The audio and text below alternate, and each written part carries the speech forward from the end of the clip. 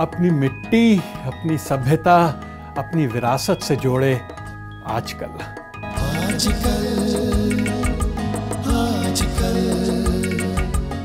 Today, Honorable Minister, Ontario Government, Ms. Linda Jeffrey is joining us on this segment.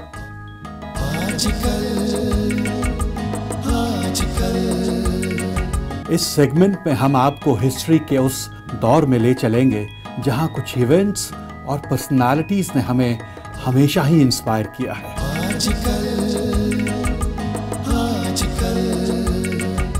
Nostalgia के इस segment में हम आपकी पुरानी भूली बिसरी यादों को फिर से तरोताजा करेंगे।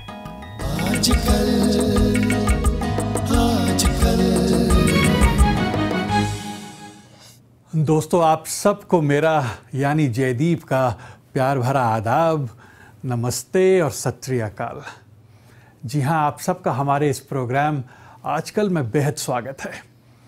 अपने प्रोग्राम के सेगमेंट यानी आर हेरिटेज में मैं इंडियन सबकॉन्टिनेंट में सूफी परंपरा और भक्ति मूवमेंट के बारे में आप सबसे अपने विचारों को साझा करता हूँ कि किस तरह से इन दोनों ही मूवमेंट्स ने हमारी सारी सोच, तहजीब और विरासत को कितना भरपूर किया है।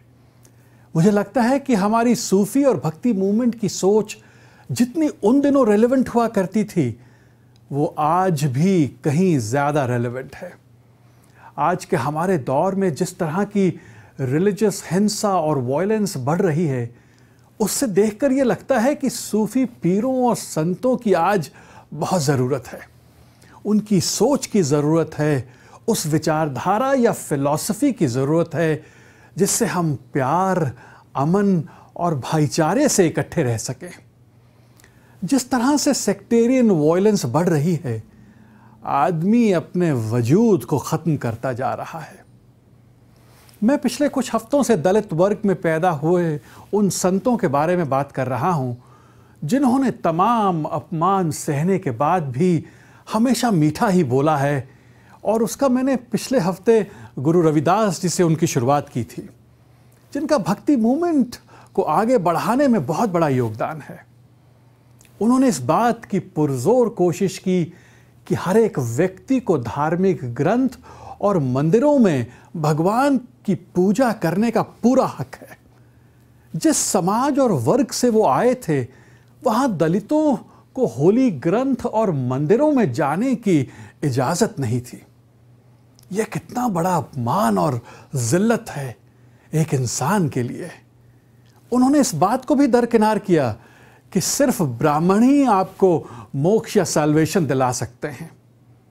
उन्होंने अपने समय में बेगमपुरा नाम की एक ऐसी जगह या स्टेट का निर्माण किया जहां उनके फॉलोअर्स और अन्य लोग बिना किसी डर, खौफ और दर्द के बिना रह सकते हैं।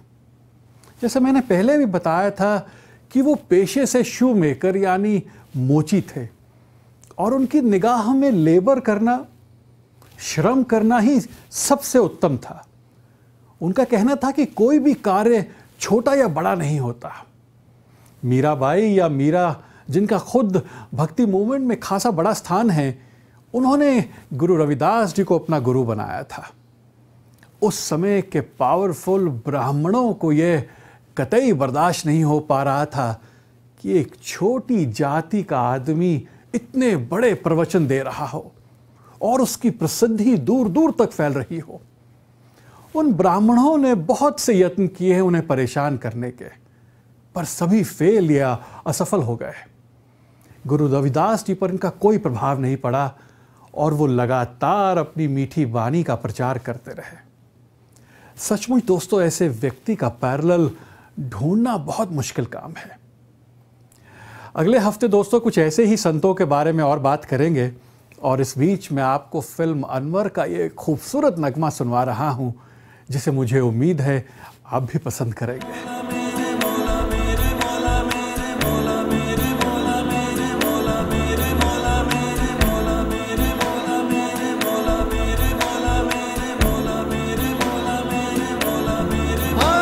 तेरी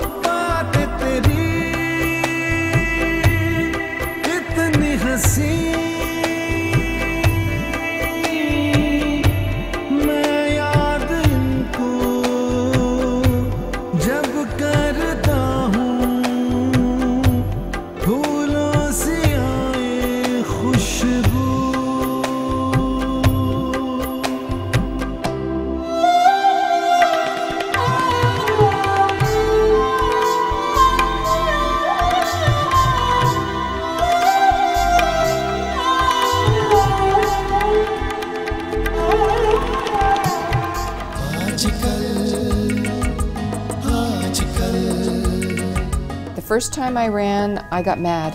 I didn't like what was going on in my municipality and the plans that were going on. And then about 12 years later, I got mad again at the province, and I didn't like what was happening in my son's high school, and I didn't like what was happening at my hospital.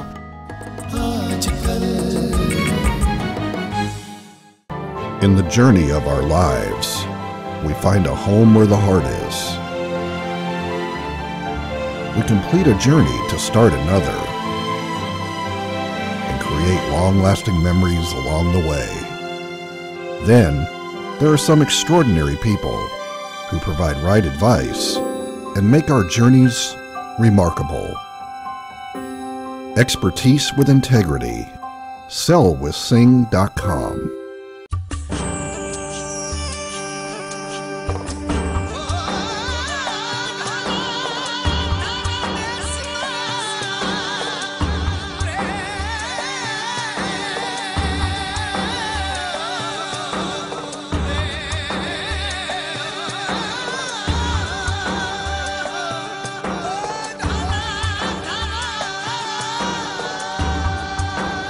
Rajasthan, the incredible state of India.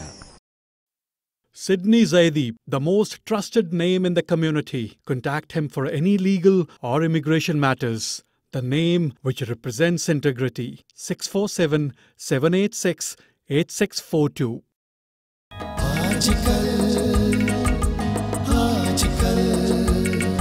We are very fortunate to have Ms. Linda Zaffry with us today, who is a Minister for Municipal Affairs and Housing Ministry, and she is a chair of the Cabinet also. Very warm welcome to our show. Thank you, Gigi.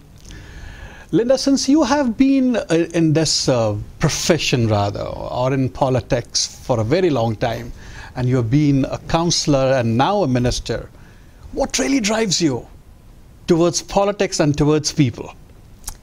It's hard to say. The first time I ran, I got mad. I didn't like what was going on in my municipality and the plans that were going on.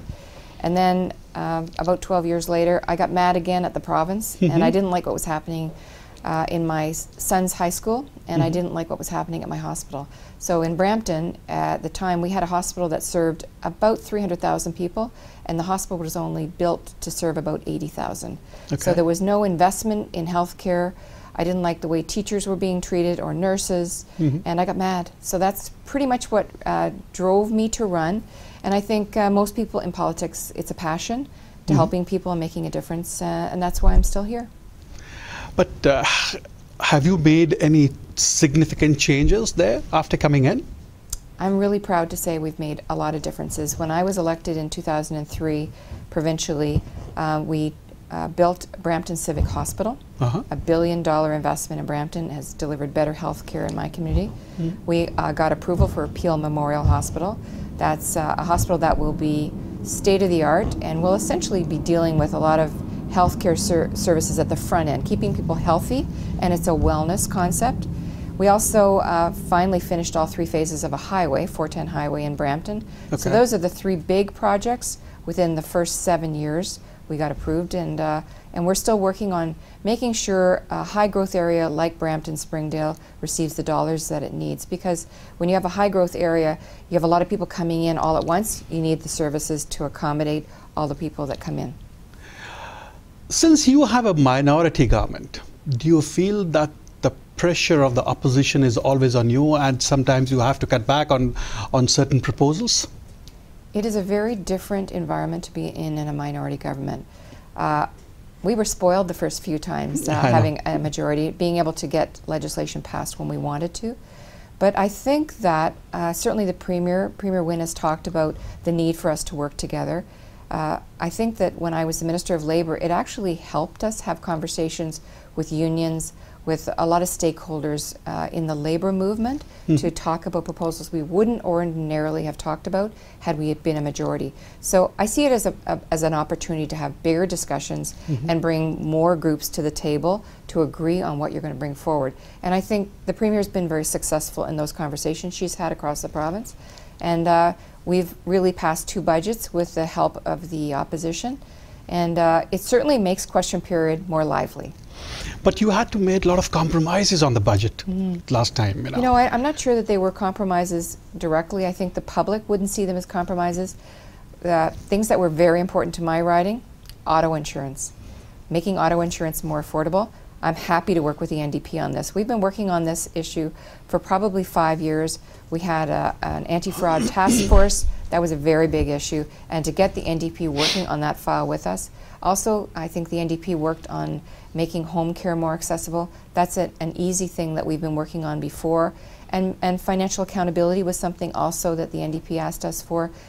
I think those are all things that NDP stand for, Liberals stand for. It's a good segue into making sure government works no matter what party you're with. Since you're a housing minister and you represent Brampton, more and more immigrants are coming to this country, and Brampton has a large immigrant community here. Do you plan to have some cheaper housing proposals for them, for the new immigrants? So my job as Minister of Municipal Affairs and Housing is to deal with housing across the province of Ontario, right, not just in Brampton, although Brampton for me is the center of the universe. I work with all municipalities, and there are 444 of them across Ontario, to help them deliver better housing, affordable housing. We work with all the service providers. So in Brampton, it's the region of Peel, that is the service delivery agent, and we work with each of those communities that deliver housing. But housing is delivered by 3 levels of government. It's municipal, it's provincial, and it's federal. So last week I went to Ottawa to speak with my federal counterparts to remind them that they need to stay at the table to deliver affordable housing dollars. So some of those dollars come from the province, some of them come from the feds, and we need the federal government to stay at the table. Any future plans? Well, we have a budget coming up this spring, but certainly we're working on our fall economic statement. Our Minister of Finance just delivered, and we're making sure we make investments in people and business, because we want to retain the business we have in Ontario. We also want to attract business, and certainly in Brampton, Springdale, and across Ontario, we have a very high diversity quotient, as you know. Yes, right. That's a strength. That's an opportunity to bring business to Ontario, make sure that they deliver the relationships we have overseas to Ontario, make sure that they bring that knowledge, and also for us to share the knowledge we have in Ontario with the communities around the world. Thank you so much for coming to the show, and we wish you all the best in the future. Thank you for the invite. Thank you so much.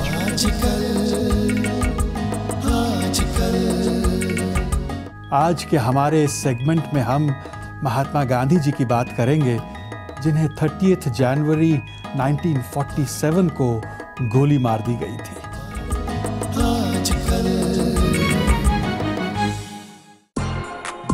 Going anywhere in the world and to keep peace of mind, there is Skylon Travel. For all your need from travel insurance to cruise booking, go with someone who understands you and who will take care of you. Assalamu alaikum, Skylon Travel. I'll get back to you in 5 minutes. Namaskar. Skylon Travel, one of the biggest multicultural travel agency. For all the travel needs, call 514-388-1588 or 1-877-SKYLON. The commitment to share the knowledge, the air of inspiration, the stimulation for revolution. From the students of PGC to the graduates around the globe, we are moving the world. Punjab Group of Colleges, making lives.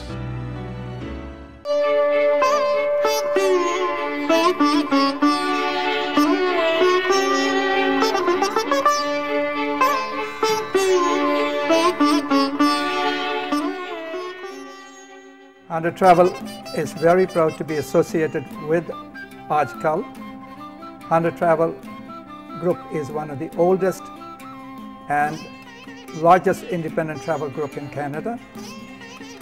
We have won the prize of 50 best managed companies in Canada. We have also won for the last 17 years the prize of business excellence. We have offices in many cities.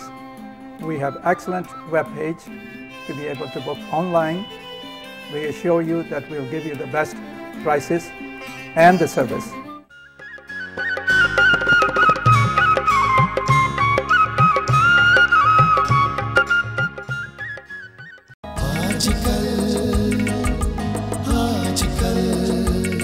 दोस्तों, हमारे programme आजकल के इस segment a tryst with history यानी इतिहास के पन्नों से मैं आप सबका स्वागत है। दोस्तों, हमारा ये सेगमेंट उन इंटरेस्टिंग और इंस्पिरेशनल हिस्टोरिकल इवेंट्स और पर्सनालिटी से भरा हुआ होता है जिन्होंने हमारी हिस्ट्री, हमारी सोच और हमारे वजूद को बेहद प्रभावित किया है। पिछले हफ्ते मैंने महाराणा प्रताप जी पर यह सेगमेंट किया था। महाराणा प्रताप जी के बहादुरी के किस्से हिंदुस्तान के घर घर में लिए जाते हैं। आज जिस शख्स की बात मैं करने जा रहा हूं, उन्होंने न केवल इंडियन सबकॉन्टिनेंट में बल्कि पूरी दुनिया के लोगों को छुआ है। पूरी दुनिया में उन्हें बेहद इज्जत से देखा जाता है। दुनिया भर के बड़े बड़े लीडर्स उनसे प्रभावित रहे हैं और अपने देशों में उनके विचारों को लागू करने में यत्नशील रहे हैं। जी हाँ दोस्तों, मैं महात्मा गांधी जी की बात कर रहा हूँ, जिन्हें पिछले महीने यानी 30 जनवरी 1947 को गोली मारकर हमेशा के लिए सुला दिया गया था।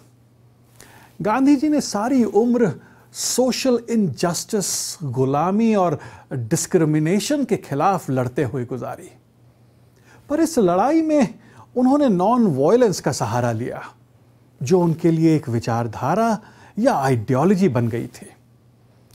हिंदुस्तान में जब आज़ादी की लड़ाई ब्रिटिशर्स के खिलाफ चल रही थी, तो उस समय एक और मूवमेंट जिसमें भगत सिंह, चंद्रशेखर आज़ाद, सुखदेव और अन्य क्रांतिकारी भी थे, और जो ये मानते थे कि ब्रिटिशर्स को वॉयलेंट रास्तों से भी घेरना होगा ताकि वो जल्द से जल्द हिंदुस्तान को आज़ाद कर सके। इन दोनों ही मूवमेंट्स की देशभक्ति पर किसी को भी संदेह नहीं था।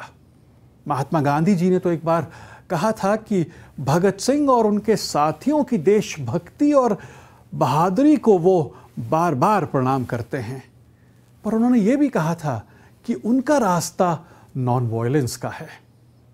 1947 में जब ब्रिटिशर्स ने हिंदुस्तान छोड़ा तो इस देश के 2 टुकड़े भी कर गए।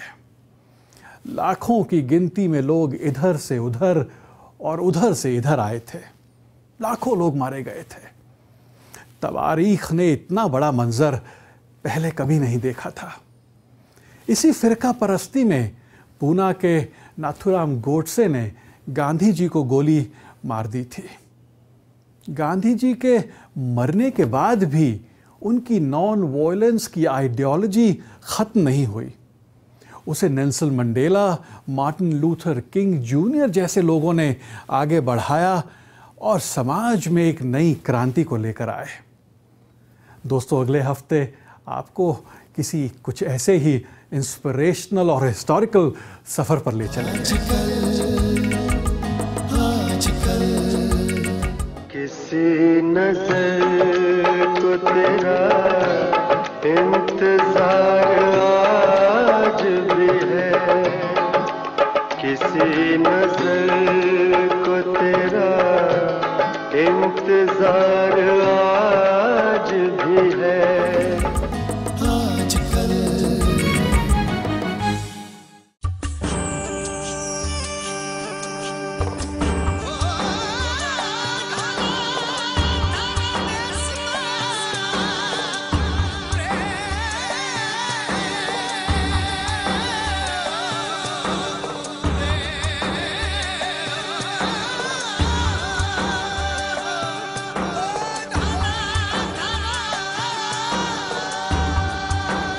Rajasthan, the incredible state of India. Sidney Zaidi, the most trusted name in the community. Contact him for any legal or immigration matters. The name which represents integrity. 647-786-8642. Truth without fear. Can Asian Times, the most reliable source for Canadian Asian news. Paper with a difference. Arts and culture, history, all main news. I love Can Asian Times for its fashion and recipe pages. We love Can Asian Times, especially the Bollywood and travel news. Can Asian Time, world news, entertainment, art, sports, classified ads, and much more. Can Asian Times, now in 10 Canadian cities and the U.S.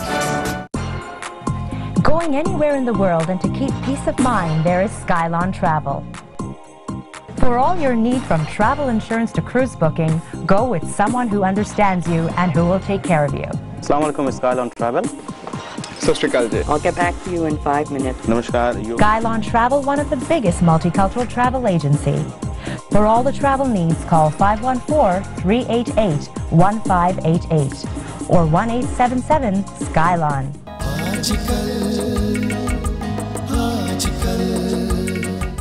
इस segment nostalgia में आप सबका स्वागत है। दोस्तों, हमारी film industry में बहुत से सिंगर्स आए हैं जिनकी मीठी आवाज़ हमेशा ही हमारा पीछा करती रहती है।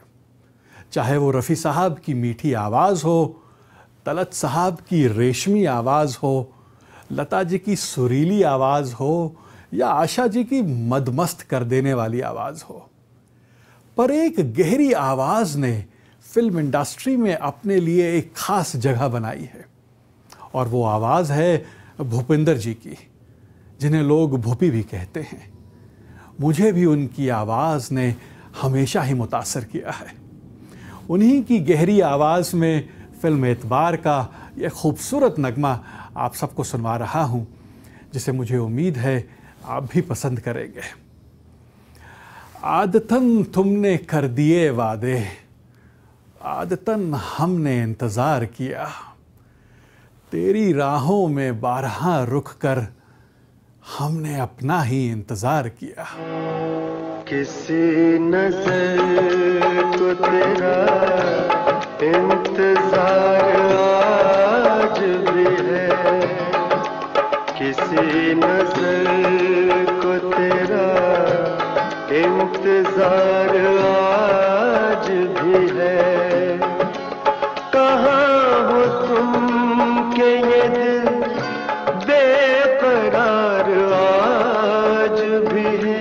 ओ किसी नजर को तेरा इंतजार आज भी है।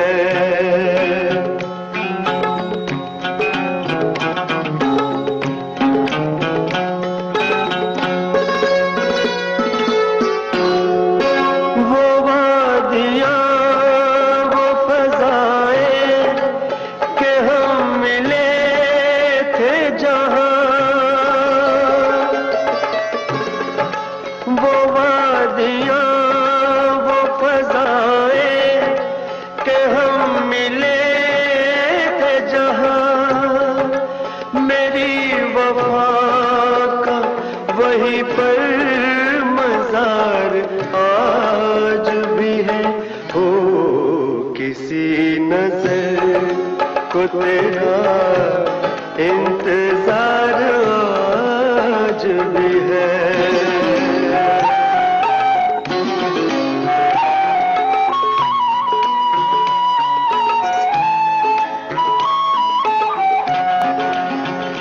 न जाने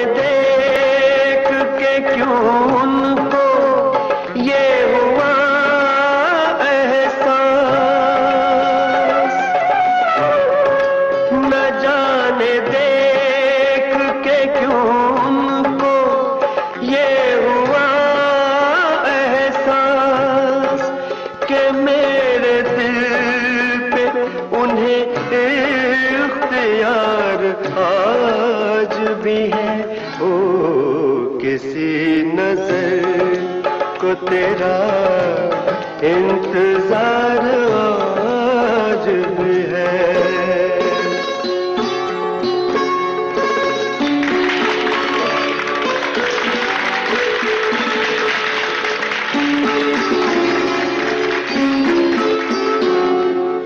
वो प्यार जिसके लिए हमने छोड़ दी दुनिया, वो प्यार जिसके लिए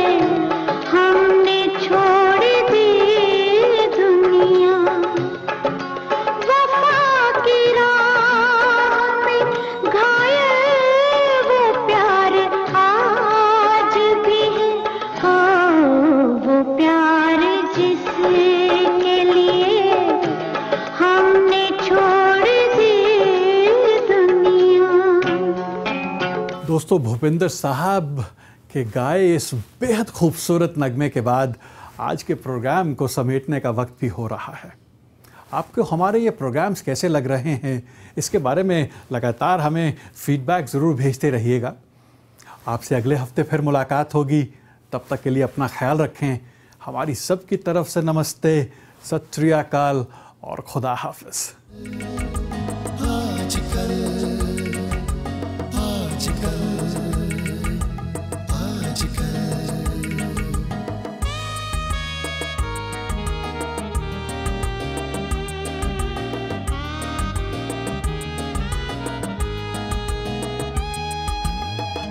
Ni sa ni da pa ga ma pa da ni da pa ma re ga ma pa da pa ma re sa ga